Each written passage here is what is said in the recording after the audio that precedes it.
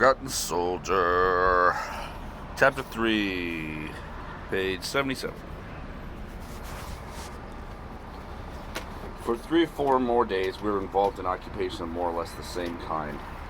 The snow was melting everywhere, and the cold was lessening as rapidly as it had increased. Which seemed to be the way of Russian seasons. From implacable winter, one was shifted into torrid summer with no spring in between. The thaw did not improve our military situation, but made it worse. The temperature rose from 5 degrees below zero to 40 degrees above, melting the unimaginable ocean of snow which had accumulated all winter. Enormous pools of water and swampy patches appeared everywhere in the partly melted snow. For the Wehrmacht, which had endured the horrors of 5 winter months, this softening of the temperature felt like a blessing from heaven. With or without orders, we took off our filthy overcoats and began a general cleanup. Men plunged naked into the icy waters of this temporary pond for the sake of a wash. No gunfire disturbed the tranquil air, which was sometimes even sunny. The war itself, whose indefinable presence we still felt, seemed to have grown less savage. I had made the acquaintance of a sympathetic fellow, a non-com in the engineers, whose section was temporarily billeted in the hut opposite ours. He came from Kiel, right across the Rhine from Strasbourg, and knew France better than his own country. He spoke perfect French. My conversations with him, which were always in French, were like rest periods after the painstaking gibberish I was forced into with my other companions. Hals often joined us to improve his French in the same way I tried to improve my German. Ernst Naubach, my new friend, seemed to be a born engineer. He had no equal in his ability to knock a few old boards into a shelter as weatherproof as one a fully equipped mason might build. He made us a shower from the gas tank of a large tractor, and it functioned miraculously, with a lamp heater continuously warming its 40 gallons of water. The first men to use this unfortunately received a tepid downpour of water flavored with gasoline. Although we rinsed the tank repeatedly, the water remained tainted for a long time. In the evenings, waiting to use the shower, there was always a crowd of shouting, pushing men, which often included our superiors. Priority was awarded to whoever produced the largest number of cigarettes, or a portion of the bread ration. Our Feldfebel Laus once paid 300 cigarettes. The showers always began after the 5 o'clock meal and continued late into the night in an atmosphere of rowdy horseplay. Those who got through the showers first often found themselves tossed onto their backsides in the liquid mud which flooded the outskirts of the camp. Here we had no curfew or other barracks regulations. Once all the day's work was done, we were free to joke and drink for the whole night if we wanted to. We spent about a week in this way with quiet, uneventful days. Each fatigue party obliged us to flounder through a sea of increasingly sticky mud. We made 3 trips back to the front. Each time it was unbelievably quiet. On horseback or in carts, we took supplies to our troops, whose laundry was spread out to dry on all the parapets. Across the Don, the Russians appeared to be similarly engaged. We spoke to a bearded soldier and asked him if everything was going well. He laughed. The war must be over. Hitler and Stalin have made it up. I've never seen it so calm for so long.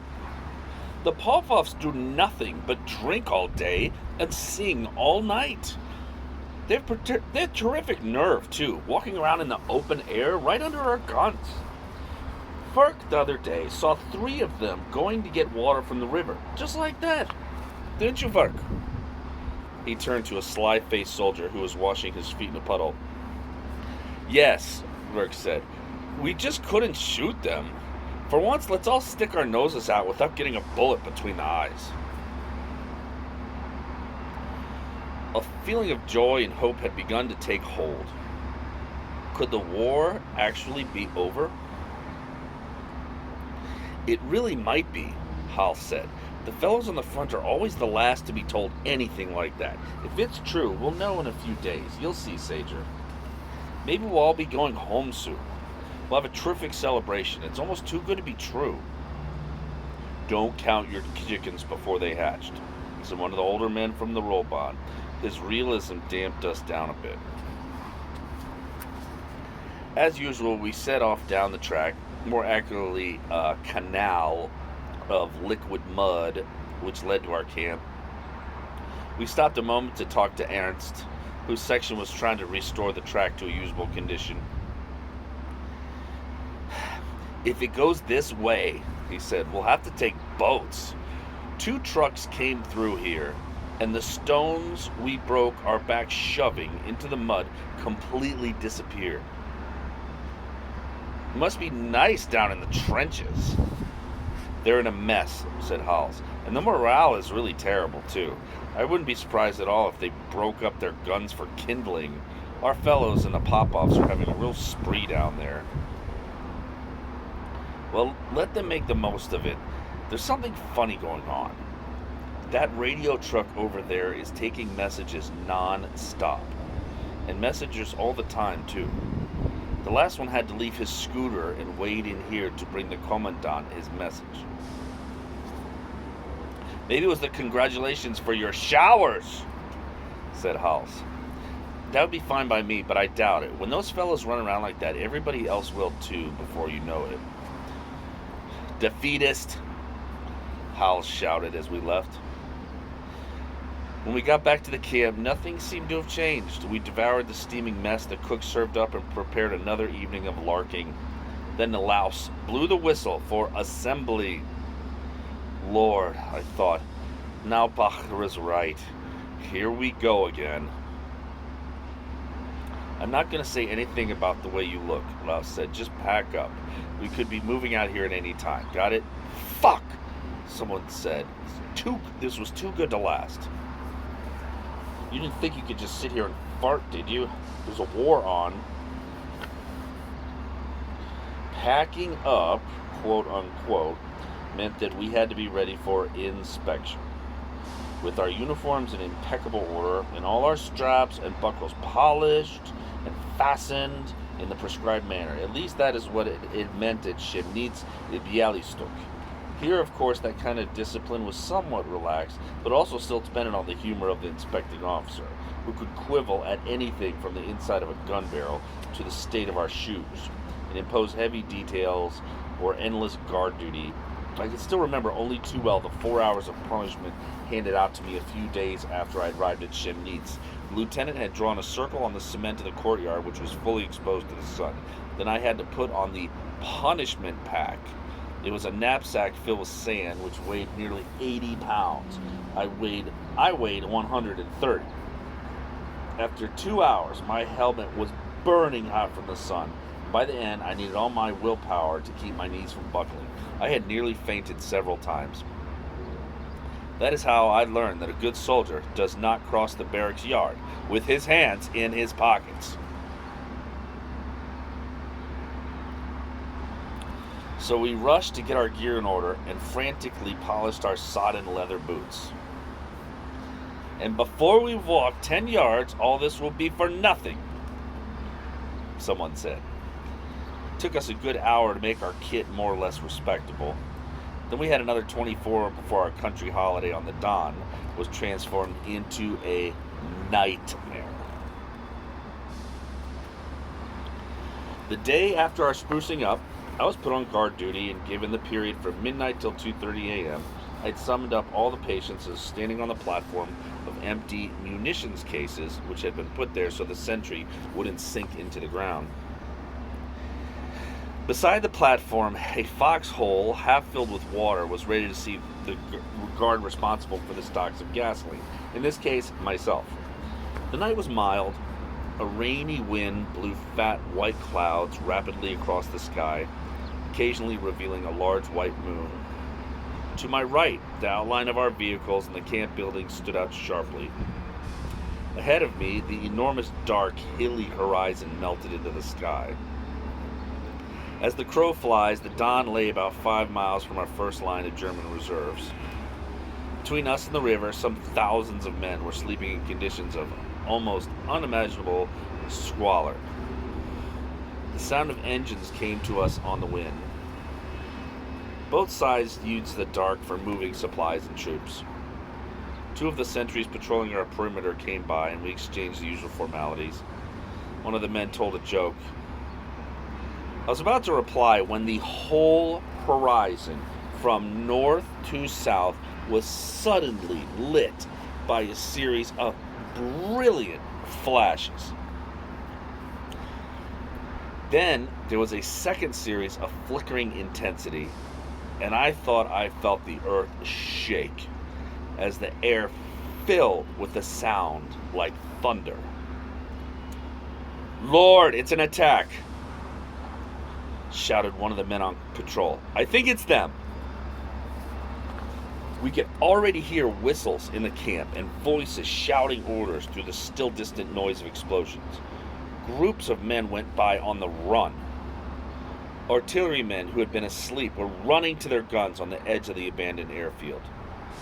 As no one had told me to leave my post, I stayed where I was, wondering what would be asked of my comrades.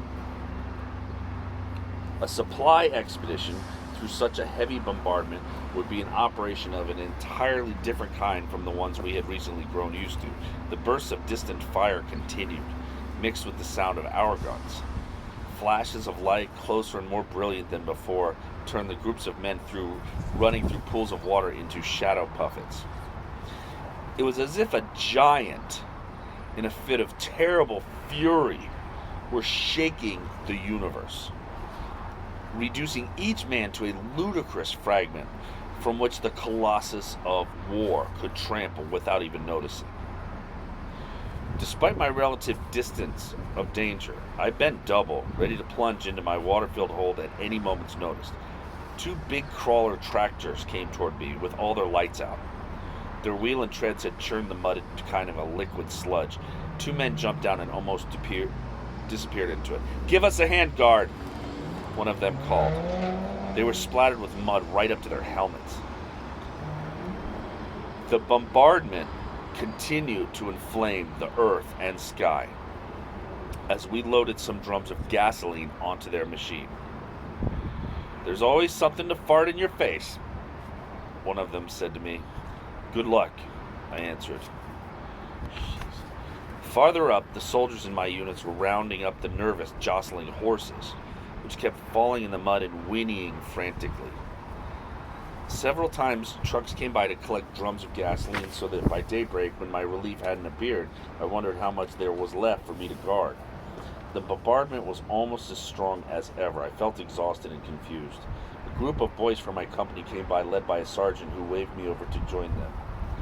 At that moment, precisely, one of the first Soviet long-range shells landed about 100 yards behind us. The explosion shook us, and we all started to run as hard as we could. I didn't ask any questions, but looked in vain for the broad shoulders of Hals. Other projectiles were now falling on the camp, which was lit up everywhere. We had thrown ourselves onto the ground and stood up again covered with mud. "Don't dive like that," said the sergeant. "You're always late. Keep your eye on me and do what I do." A significant howl filled our ears, and all 12 of us, the sergeant included, plunged into the liquid mess. An enormous explosion sucked all the air from our lungs, and a simultaneous wave of mud washed over all of us.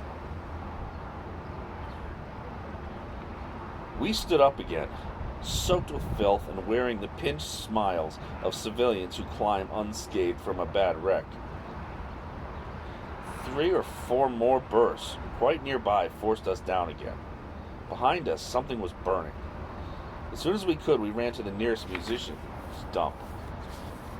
The sight of this mountain of canvas-covered boxes made our stomachs turn. If anything hit it, no one within 100 yards would have a chance. Good God, said the sergeant. There's nobody here. It's incredible. With no apparent thought of danger, he climbed onto the hill of dynamite and began to check the numbers on the boxes, which indicated their next destination. We stood and watched him, petrified, like condemned prisoners, with our feet apart, our heads empty, waiting for orders. Two fellows soaked through, like us, came running up. The sergeant began to shout at them from his eminence. They snapped to attention despite the thunder of the guns. Are you supposed to be on duty here? Yes, Herr Sergeant, they answered in unison. Then where were you? The call of nature, Herr Sergeant. You went off to crap like that, both of you at once. Idiots! We've got too much trouble here for fun and games. Your names and units. The sergeant had not climbed down. Silently, I cursed this animal with his niggling discipline, who stood there preparing a report as if nothing unusual were happening. Fresh explosions, which sounded very close, threw us all on the ground, except the sergeant, who continued to provoke Providence. They're cleaning up our rear, he said. They must have let loose their goddamn infantry. Get your fat tails up here and help me. Half paralyzed by fear, we climbed onto the volcano. The flashes of light all around us lit our bodies in a tragic glare. A few moments later, we were running as hard as we could, oblivious of the weight of the cases and our anxiety to get away. Daylight had now begun to rob the spectacle of some of its brilliance. The flashes of light were scarcely visible, and the horizon was shrouded by a dense cloud of smoke, irregularly punctuated by darker plumes. Toward noon, our artillery began to fire. We were still running from job to job, although we were nearly dropping with exhaustion.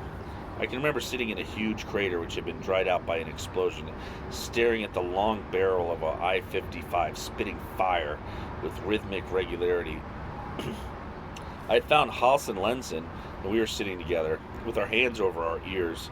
Hals was smiling and nodding at each explosion. For 2 days we had practically no sleep. The dance of death continued. We were carrying the growing number of wounded to shelters, half filled with water, and laying them in hastily improvised stretchers made of branches. The orderlies administered first aids. Soon these rough infirmaries, filled with the groans of the wounded, were overflowing, and we had to put fresh casualties outside on the mud. The surgeons operating on the dying men then and there.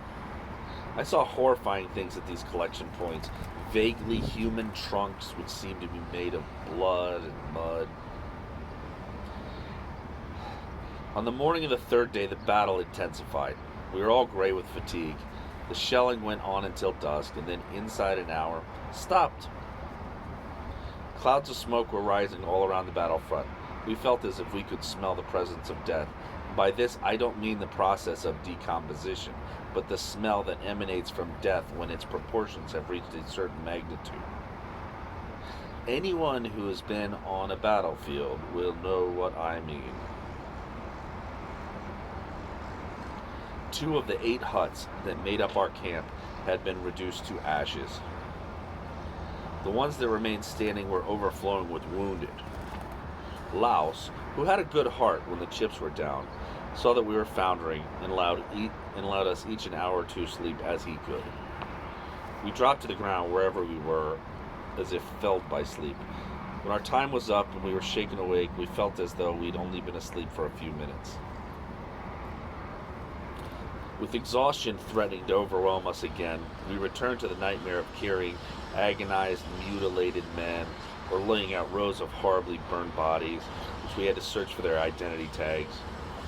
These were then sent to the families of the deceased with the citation, quote, "Fallen like a hero on the field of honor for Germany and for the Fuhrer," unquote.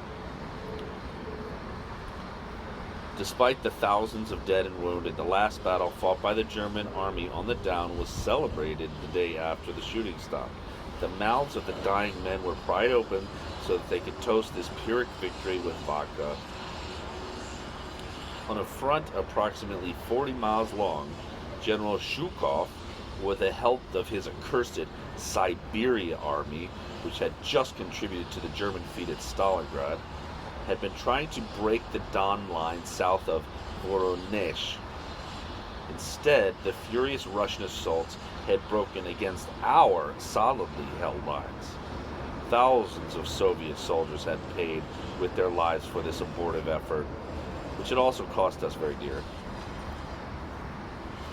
3/4 of my company left that evening.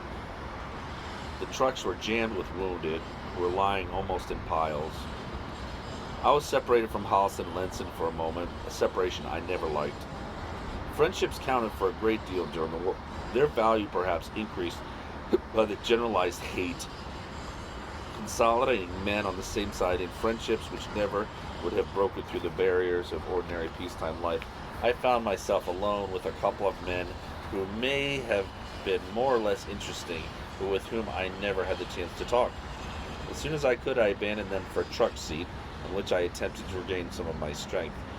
The assembly whistle rang in my ears very early the next morning.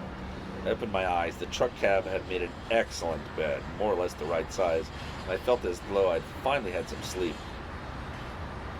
But exhaustion had stiffened my muscles, and despite my sleep, I had a terrible time pulling myself onto my feet. Lining up outside, I saw the same exhausted, disheveled look on almost every face. Even Laus wasn't feeling particularly energetic. He had slept with his equipment like all the rest of us. He told us we were going to leave this area for a point farther west. As a preliminary, we should stand by to help the engineers load up or destroy what we weren't taking with us. We filed past a big kettle from which they served a hot liquid that made no pretense of to being coffee, and went to join the engineers. We were sent out with donkeys under orders to range widely, picking up all ammunition we could find so that it wouldn't fall into the hands of the enemy. The departure seemed to be general. Long lines of infantry caked with filth were marching away from the sea of mud to the west. At first we thought we were being replaced, but this proved to be untrue. The entire Wehrmacht along the western bank of the Don had been ordered to withdraw. We couldn't grasp the logic of following a heroic 3-day resistance with retreat. Most of us were unaware that the Eastern Front had entirely changed since January. After the fall of Stalingrad, a strong Soviet push had reached the outskirts of Kharkov, recrossed the Donets, and moved on to Rostov, almost cutting the German retreat from the Caucasus. Troops there had been forced to return to the Crimea by way of the Sea of Azov with heavy losses. Our periodical book Ostfront and Panzer Fulfrum reported that there had been heavy fighting in Kharkov, Kuban, and even Anapa. We never heard a frank admission of retreat, and as most soldiers had never studied Russian geography, we had very little idea of what was happening. Nevertheless, a glance at any map was enough to inform us that the west bank of the Don was the easternmost German line in Russian territory. Luckily for us, the High Command ordered us to retreat before an encirclement from the north and south could cut us off from the bases in Belgorod and Kharkov. The Don was no longer one of our defenses. It had been crossed both in the north and in the south. The thought that we might have been trapped, like the defenders of Stalingrad, still makes my blood run cold.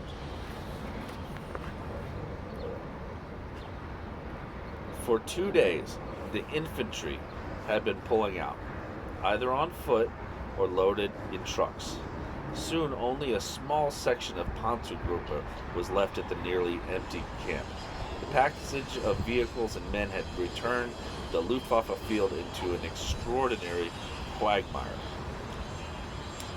Thousands of trucks, tanks, tractors, and men rolled and tramped for 2 days and 2 nights through terrain running with streams of mud. We were in the middle of this syrup, trying to reorganize the materiel we had to abandon. The engineers were working with us, preparing to dynamite the ammunition we had heaped against the huts over the carcasses of 8 dismantled trucks. Toward noon, we organized a fireworks display which any municipality would have envied. Carts, sleighs, and buildings were all dynamited and burned. Two heavy howitzers, which the tractors hadn't been able to pull from the mire, were loaded with shells of any caliber. Then we poured any explosive that came to hands into their tubes and shut the breaches as best we could. The howitzers were split in two by the explosions, scattering showers of lethal shrapnel. We felt exhilarated, filled with the spirit of destructive delight. In the evening, the Spandau stopped a few Soviet patrols who had undoubtedly come to see what was happening.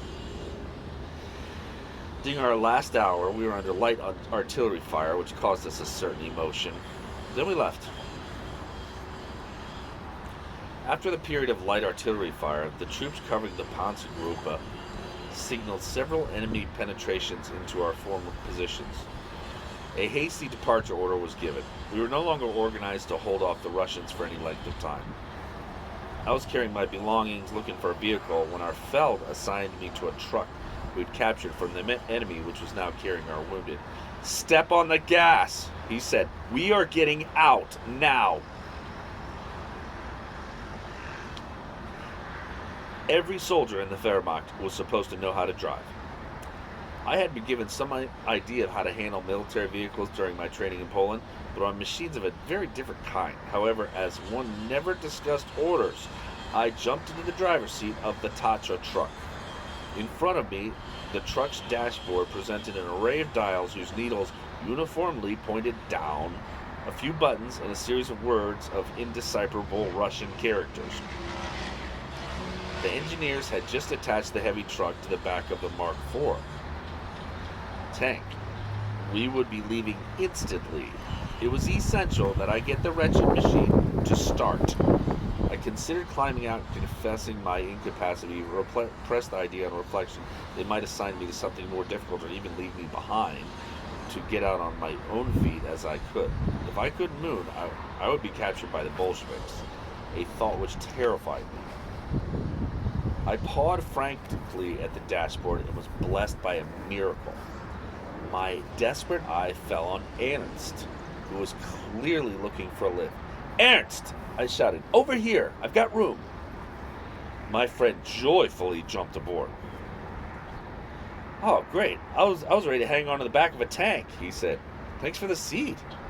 "Ernst," I said in a voice of supplication, "do you know how these damn things work?" "You're a fine fellow sitting here when you don't know the first thing about it." I had no time to explain. The powerful engine of the tank to which we were attached was already roaring. Hurriedly, we pulled at the controls. From the turret, one of the tank men signaled me to put the truck in gear at the same time of the tank to reduce the jolt for the wounded. Nauvik pulled a lever under the dashboard and we felt the responding throb from under the hood. I pressed down hard on the accelerator and the engine made a series of loud bangs. "Gently," the Feld shouted at me. I smiled, nodded, and let up on the pedal. The chain stretched taut, and we increased our speed. How fast were we going? I had no idea. I knew with certainty only that we were not in reverse. The heavy truck took off with a brisk jolt, producing a chorus of groans and curses behind me. Later on, in France, a pretentious bastard undertook to instruct me on a wretched Renault 4CV car with all the airs of a commander of an ocean liner. I had to sit through a course of ludicrous demonstrations to receive a scrap of pink paper declaring me competent to drive an automobile. I didn't waste any time explaining that I had driven through Russia on a track which is more like a river than a road, fastened to a huge tank whose jolts were a constant threat to the front of my machine, which I felt certain would be wrenched off at any time. He would never have believed me. By that time, I belonged to the victorious Allies. who were all heroes, like every French soldier I met after the war. Only victors have stories to tell. We, the vanquished, were all cowards and weaklings by then, whose memories, fears, and enthusiasms should not be remembered. The first night of retreat was complicated by a fine rain, which required of Ernst and me the agility and balance of acrobats simply to keep our Tatra truck in the wake of the Mark IV tank. Without the tank, we would have never been able to escape from that swamp. The driver stepped on the accelerator in fits of irritation, dragging the Tatra truck, which threatened to disintegrate. The tank treads churned the ground into a heavy syrup, which the rain thinned into soup. The windshield became completely caked with mud, and Ernst waded through the liquid ground to scrape it away with his hands. The blacked-out headlight had been left with only a narrow strip uncovered. Within a few minutes, this strip was sealed by mud so that we had no light at all. I couldn't even see the back of the tank, although it was no more than 5 yards ahead of us. Our truck, more often than not at an oblique angle to the tank, was constantly being pulled back in line by the tightly stretched chain. Each time this happened, I wondered if we still had our front wheels. Behind us, the wounded had stopped moaning. Maybe they were all dead. What a difference did that make? The convoy moved ahead, and daylight dawned on faces haggard with exhaustion. During the night, the convoy had spread out. It no longer seemed to matter whether we were ahead of schedule or behind. The driver of our Panzer tank suddenly turned off to the right, leaving the track, which had become impassable even for a tank, and drove straight up the shrub-covered bank, crushing the sodden birch trees under its threads. Our truck, whose wheels by this time were balls of mud, were pulled forward while its engine rattled helplessly. Then everything came to a complete halt. This was the second stop since our departure. We had stopped once in the night to gas up. The poor bastards on the back of the tank jumped down among the broken branches. Their backsides had been burning all night on the hot metal over the engine, while the rest of their bodies froze in the cold rain. An exchange of shouted abuse, which was nearly a fight, broke out at once between a non-com in the engineers and the Panzerführer driver. Everyone else took advantage of this opportunity to crap and eat. 1 hour's rest, shouted the non-com, who had taken on himself leadership of the group. Make the most of it. Fuck you, shouted the Panzer driver, who had no intention of being pushed around by some half-baked engineer. We'll leave when I've had enough sleep. We have to get to Belgorod this morning, the non-com said in a steely voice. He undoubtedly nourished dreams of being an officer. Then, putting his hands on the Mauser machine gun at his side, he added, "We'll leave when I give the order. I've got the highest rank here, and you'll obey me. Shoot me if you like, and drive the tank yourself.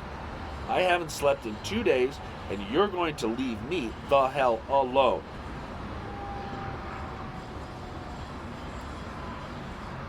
The other flushed crimson, but said nothing. Then he turned to us.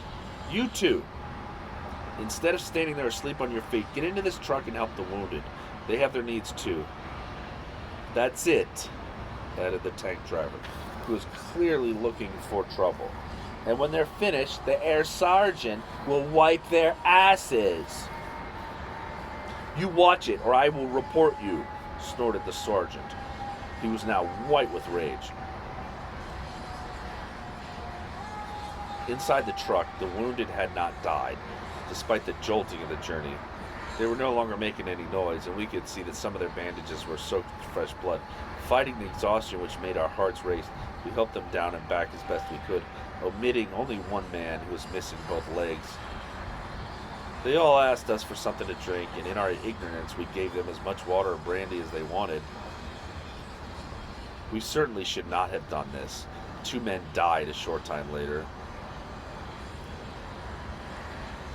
We buried them in the mud, with sticks in their helmets to mark their graves. Then Ernst and I curled in the cab, trying to snatch a little sleep. But sleep wouldn't come, and we lay instead with throbbing temples, talking of peace. 2 hours later, it was the tank driver who gave the order to depart, as he had predicted. It was now mid-morning. The day was clear and bright, and large chunks of snow fell slowly from trees. "Ha!" he said. "Our general left us all while we were asleep. Maybe he felt like taking a walk." It seemed that the non-com really was gone. He must have managed to ride in one of the trucks that had passed us during our rest. "The shit has gone to make his report," shouted the tank driver. "If I catch up with him, I'll drive right over him, flatten him out like a goddamn Bolshevik." It took us a while to extricate ourselves from the bank we had driven into. However, 2 hours later, we arrived at a hamlet whose name I no longer remember, some 5 miles from Belgorod. It was filled with soldiers with every branch of the army.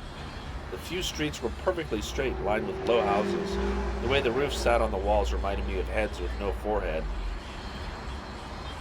whose hair grows right in the middle of their eyebrows. There were swarms of soldiers, multitudes of rolling equipment covered with mud, pushing through the shouting mob of soldiers, most of whom were looking for their regiments.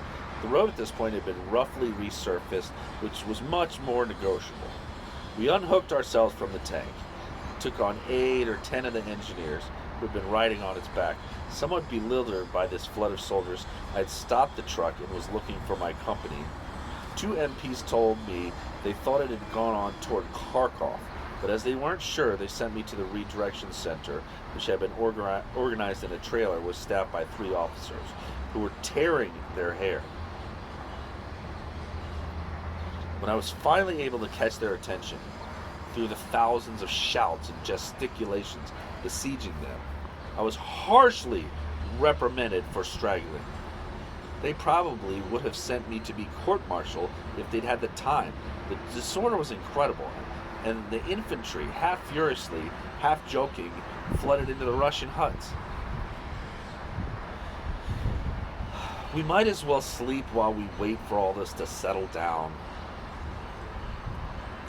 All they wanted was a dry corner where they could lie down. But there's so many men cramped into each building that there was almost no room left for the Russians who lived in them. Not knowing what to do with myself, I went to find Ernst, who had gone to look for information. However, he had run into a truck hospital and had returned to the Tatra truck with an orderly who was checking over our wounded. "They can go on as they are," he said. "What?" "But we've already buried 2 of them," Ernst asked. "At least we should give them some fresh dressing. Don't be stupid and stubborn. If I label them urgent, they'll have to wait their turn, lying in the street. You'll get to Belgrade quicker than that, and escape the trap that's closing on us." "Is the situation serious?" "Yes!" So Ernst and I found ourselves responsible for 20 wounded men, some of them in critical condition, who had already been waiting several days for essential medical attention. We didn't know what to say when a man grimacing with pain asked us if he would soon be at the hospital. "Let's get going," Ernst said, frowning anxiously. "Maybe he's right. If I'd ever thought it would be like this." I'd have been at the wheel for only a couple minutes when Ernst tapped me on the shoulder. "Come on, little stop. You'll finish somebody off if it goes on like this. Hand it over." "But I'm supposed to drive, Ernst. I'm the one who's in the driver's corps." "Never mind, let me do it. You'll never get us out of here." It was true. Despite my best efforts, the truck was jolting and sliding from one side of the road to the other. We arrived at the village exit point where there was an interminable line of vehicles waiting for gas. Thousands of soldiers were walking up and down either side of the road. An MP ran over to us. "Why aren't you waiting like everybody else?" "We've got to leave right away, Herr Gendarme. We're carrying wounded, and that's what the infirmary told us." "Wounded? Serious cases?" He spoke in the doubting, disbelieving tone of every policeman in the entire world. Of course, said Ernst, who certainly wasn't exaggerating. The policeman had to peer under the canvas anyway. They don't look so bad to me. There was a furious outburst of swearing. From time to time, wounded men availed themselves of their special position to abuse the police. You son of a bitch! Groaned one man who was missing a piece of his shoulder. It's shits like you who should be sent to the front. Let us through. I'll strangle you with my one good hand I have left. The feverish Lancer infantryman was sitting up, despite of his pain, which made him frightfully white. He seemed quite capable of putting his threat into action. The policeman flushed, and his nerve faltered at the sight of these 20 battered wrecks. The position of a big city policeman roaring at some pathetic bourgeois for going through a red light is a far cry from that of an MP behind the lines dealing with a gang of combat veterans who are holding their guts in with their hands, or have just bayoneted the guts out of somebody else. His display of bad temper turned into yet a little smile. Get out of here, he said, with the air of somebody who doesn't give a damn. When the wheels of the truck began to turn, he vented the last of his spleen. Go and die somewhere else. It was hard to get even 8 gallons of gasoline, and when we managed it, our tanks swallowed them in an instant. But we were glad to take what we could and get out. A feeble attempt had been made at surfacing the road, but there were long stretches of bare ground which had become deep quagmires. To be avoided at all costs, we proceeded on the highway or beside it, as circumstances required. Far to the right, we could see another convoy struggling forward in a line parallel to ours. The men were dressed for battle and seemed to be prepared for an encounter with the Soviets. We were stopped by a new set of police who combed our papers to see if they could find any mistakes. They checked the truck, verified our ID cards and our destination. But when it came to the destination, they had to give us directions. One of them looked through the directory hanged around his neck and told us in a voice like a barking dog's that we had to turn off the road 100 yards ahead and proceed to Kharkov. We followed these instructions with regret because the new road rapidly deteriorated into a ribbon of mire. At our speed, we would soon have exhausted our supply of gas. We kept passing vehicles abandoned in the mud because of mechanical failure or because they had just run out of gas. A short distance along the new road, we were stopped by a group of another 50 infantrymen on foot and in a state of unbelievable filth. They took our truck by storm. There were several wounded men among them. Some of them had ripped off their filthy dressings and walking with their wounds open to the air. Make room for us, fellows, they said, hanging as hard as they could to the truck. You can see that we haven't gotten any room, Ernst answered. Let go. But we couldn't get rid of them. They swarmed over the tailgate, trampling on our wounded to make sure that they could move over. Ernst and I shouted at them, but it didn't do any good. They piled up everywhere. Take me, whipped the poor devil, scratching at my door with bloody hands. Another waved a pass that was almost already expired. The arrival of a Steiner machine gun, followed by 2 trucks, restored order.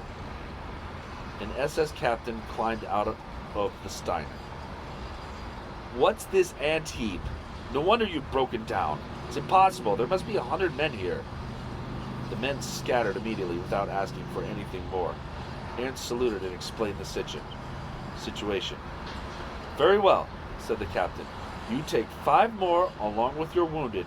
We'll take another 5, and the rest will have to walk until the convoy comes by. Let's get going. Ernst explained that we'll be out of gas in a few minutes. The captain signaled to some soldiers in the Steiner, who gave us 6 gallons. A few minutes later, we were on our way again. We kept passing groups of men wading through the mud who begged us to pick them up, but we didn't stop. Toward noon, with our last drop of gas, we reached a town where a unit was being assembled for the front. I escaped becoming an infantry before my time by a hair's breadth. We had to wait until the following day before we could use the reserve of 5 gallons of gas, which Ernst was able to draw. We were about to leave when an unexpected and unpleasant sound struck our ears. In the distance, still quite far away, we heard the booming of big guns. As we thought we were by now far from the front, we were both astonished and alarmed. We didn't know, and I didn't know until much later, that our course had been taking us parallel to the Belgorod-Kharkov line. Nonetheless, after unloading 2 dying men to make room for 3 more wounded, we set off without delay. In the middle of that afternoon, everything went wrong again. This is page 92 at the very top. Page 92.